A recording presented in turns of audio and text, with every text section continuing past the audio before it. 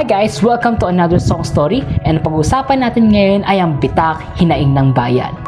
Sa bawat kalsadang tinatahak. Way back third year ay meron kaming subject na investigative journalism kung saan kailangan namin mag-cover ng societal issue na hindi pa rin na-actionan as of that moment.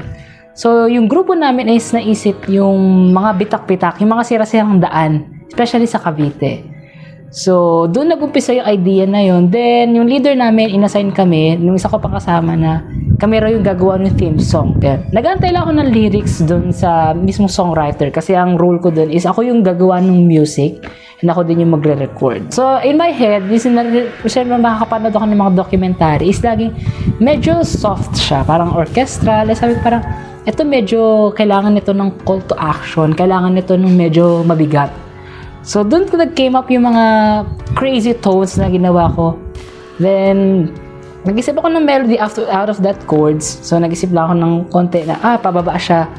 Tapos, medyo paakyat. Tapos, naisip ko, what if, total nag-experiment na rin naman ako sa sounds. What if bigla akong magkaroon ng key change?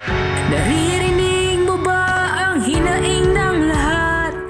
Nung una kasi, I love to sing na medyo softly kasi most of ng songs ko talaga is dahil nga medyo mataas yung boses ko, kailangan medyo soft kasi para mas air siya pahinga. Pero that time, try ko sumigaw. Then, nung after na, so sabi ko, ang ganda. Kalsadang hinaing ng bayan.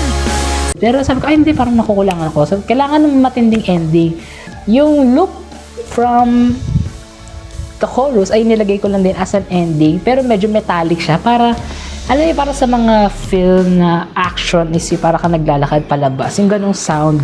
Sabi ko parang, yung documentary na to is naging voice siya ng mga tao. Kaya yung lyrics niya nag-revolve talaga around sa POV ng commuter. Ano yung hope mo na, sana meron pa, pero at the same time, meron din yung pag-asa na lang ba nahantayin natin hanggang kailan?